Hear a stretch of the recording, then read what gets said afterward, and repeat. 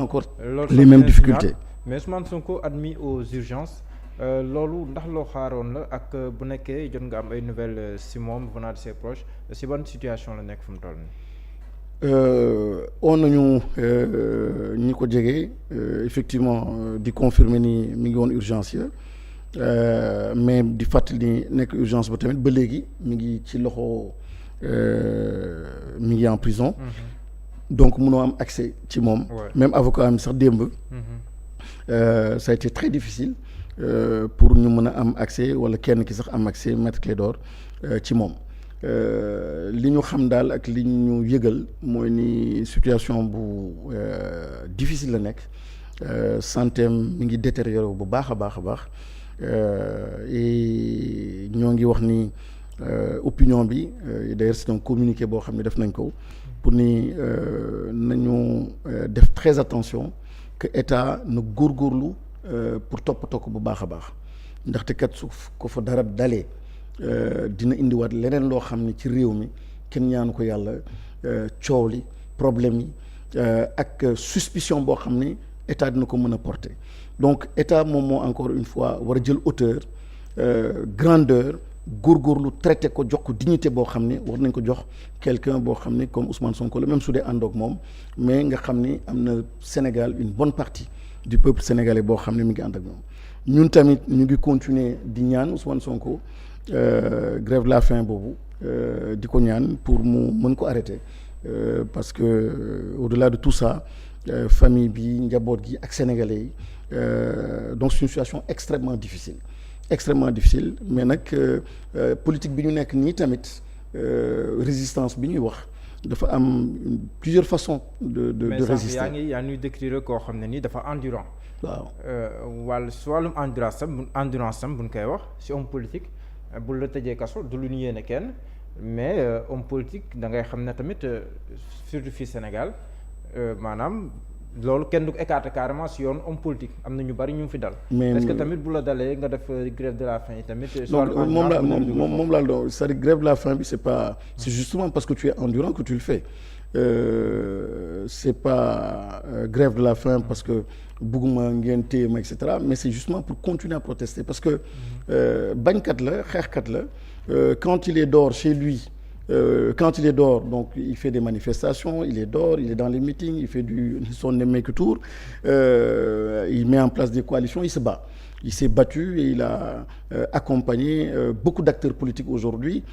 qui sont sur la scène politique. Je pense que effet Ousmane Sonko accompagné na lu bëri et puis changé na lu bëri donc configuration bi ñu am. Quand il était aussi en blocus, on a vu même 55 jours, il s'était appuyé sur les moyens de bord yi mu amoon mooy di communiquer via ses réseaux via son téléphone et cetera il se battait. Là actuellement il est en prison amul téléphone amul dara li mu am pour exprimer en fait sa colère et puis continuer à résister à l'oppression, à ces décisions de justice qui sont infondées. C'est par exemple entre autres grève de la faim bi et puis c'est pas le seul qu'il fait. Il y a beaucoup de détenus politiques. C'est une façon d'exprimer en fait de manifester, de continuer à résister. Pour sensibiliser l'opinion nationale, sensibiliser aussi l'opinion internationale. Parce que amatoo yoon su deful lii xëy na mu gën a metti et puis bon on est face à un pouvoir boo xam ni jéem la fàtte jéem la toroxal et puis yàqal lu bëri. Selon beaucoup de juristes il est toujours éligible d'autant plus que bind na sax pour wax ne moom d'accordul si àtte bi ñu ko àtte woon digganteem ak Adji Sarr kon loolu juristes yi jàpp nañ ne kon neenal na àtte boobu nga xam ne moom lañ ko àtte woon ñu bëri jàpp ne il est toujours éligible kon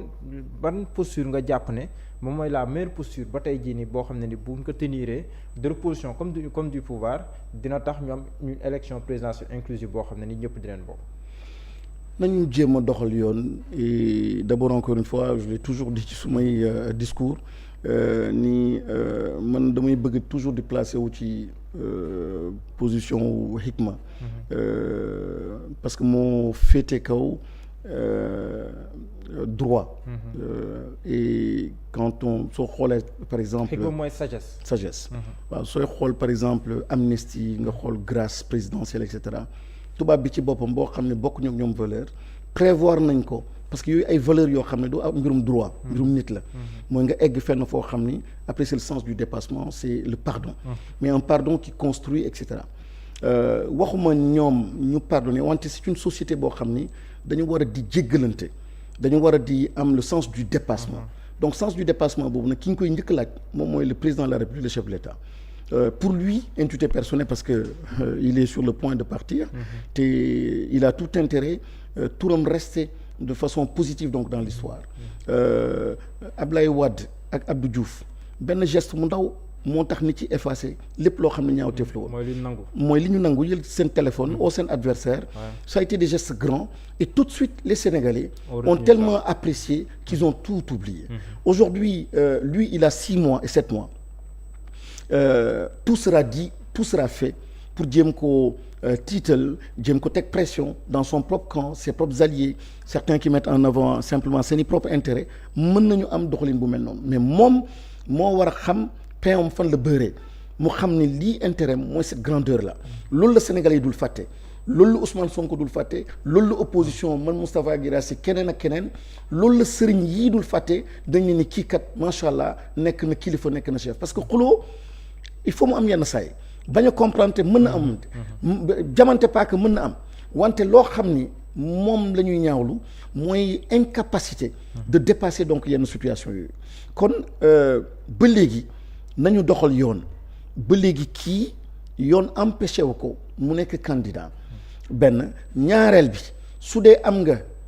possibilité ni Karim ak Khalifa di nga leen dugal encore ci mbir bi jëlal ay doxalin yoo xam ni de façon impersonnelle mën na permettre pas seulement Ousmane Sonko képp koo xam ni yaa ngi ci situation yu mel nii mu mën la yóbbaale mu defar tey defar ëllëg rafetal tey rafetal ëllëg et malheureusement on voit encore une fois et je pense qu'on parlera de ça du cas de Karim et de Khalifa waaw parce que yéen waa Yewwi parce que am na si ñoo xam ne ni yow ancien ministre nga am na si le doyen Habib Sy mi ngi foofu ndax jàppoon ne aussi yéen waa Yewwi am na démarche boo leen war a mën a adopté boo xam ne ni dina mën a indi jàmm si diggante président Macky Sall ak Ousmane Sonko parce que après tout yéen ñëpp xamante ngeen yàgg ngeen si politique bi. c'est la démarche boo xam ne lan nga bëgg wax. médiation wala quelque chose comme ça. yaa président Macky Sall mosoo leen bokk gouvernement. mës nañu bokk assemblée nationale. pas gouvernement mais pour dire que am na ay liens de part et d'autre yoo xam ngeen ko. oui ci wàllu médiation ndax tamit yoon boobu yéen bokkul si yoon yi ngeen entrevoir. waaw xam nga président Macky Sall moom mooy le président de la République. oui wante Mohamed su dee am nga ku mel ni Habib Sy. nekkoon ministre d'État. nekkoon moom sax ci wàllu rang. am position yoo xam ne amoon na ko balaa moom nii Macky Sall di jege Ablaye Wade. su dee kilifa gu mel noonu. joxoo ko gëdd beeg cër bi parce que lii dama ne un président man de su ma nekkoon président place u Macky Sall. ni kële moom mooy président wu coalition Yewwi Askan Wi mooy Habib Sy. dinaa góorgóorlu ne oowal leen ma ko te président Habib Sy su ñëwee président oo ko. lijjanti ñu lii depuis très longtemps. ñoom ñaar de kottante woon leen kottante. waaw wante xam nga rek kottante ay selfie. pour ay image ak loo xam ni dafa dëggu. bëgg jàmm je dis beneen démarche la. loolu xëy na kenn du ko yëg. kenn du ko yëg. mu lijjanti li muy war a lijjanti. ba tey jii c'est pas trop tard ku xam président Habib Sy c'est un républicain. amul problème. ak ñeneen ci sunu ay ministre rek a fa nekkoon di ku jël Khalifa Sall ci boppam ci gouvernement Aïda Mbodj ci gouvernement nga jël Malick Gakou def na gouvernement ainsi de suite ñeneen ñi tamit Déthié Fall nekkoon na député nekk ay député ainsi de suite c'est de grands responsables donc di leen présenter comme des agresseurs des hommes violents franchement kuy xool tuuti nga xam ni du c'est le contraire man Moustapha Guirassy mën nga wax lépp ci man sauf quelqu'un de violent c'est le contraire je suis pas violent par contre fulla ak fayda di wax li ma xalaat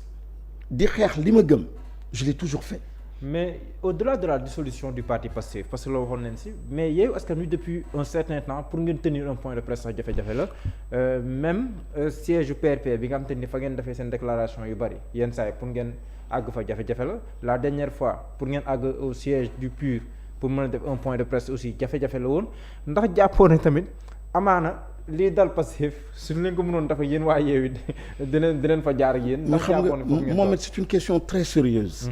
Encore une fois j'interpelle les Sénégalais il faut ñu xam li ñu bëgg. ku jàpp ni Yewwi Askan Wi lañ koy def da ngay nax sa bopp damay gis ñenn ñi ñu ne ni Yewwi Askan Wi on empêché nañ leen tenir seen point de presse mais soo ko yemalee foofu. da nga comprendrewul loolu naka la mënee indi. après Yewwi Askan Wi par exemple laa joxe. dugg ci benn clandestinité. di def yoo xam ne waru ko def. parce que permettre ko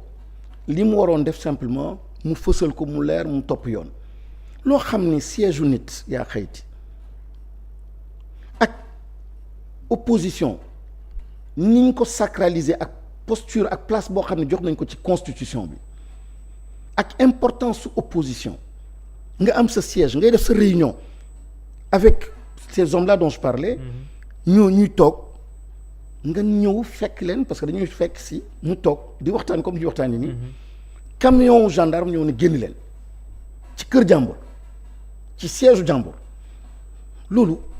dans un pays de démocrates ak ñoo xam ne dañu bëgg jàmm duñu ne ni c'est l'affaire de Yewwi Askan Wi ñun on n'est pas nombreux Yewwi Askan Wi lu muy bëri ay 20 cadres la 20 présidents et cetera lu muy bëri ñu ñooñu mënuñu taxaw ni dañuy génn ci mbedd bi ni dañuy opposé wala xeex ak gendarme yi wante kooku affaire askan bi la te même ceux qui étaient ou qui sont du côté du pouvoir war nañu ñaawlu yu mel noonu et petit à petit moom moo tax lii yëpp am Sénégal encore une fois 2014 ma doon wax sooy xool mooy les libertés ndànk-ndànk collectives individuelles ndànk-ndànk moom la ñu nekk di jël di yàq et muy indi Sénégal boo xam ni jeunes yi ak même des responsables politiques amatuñu beneen yoon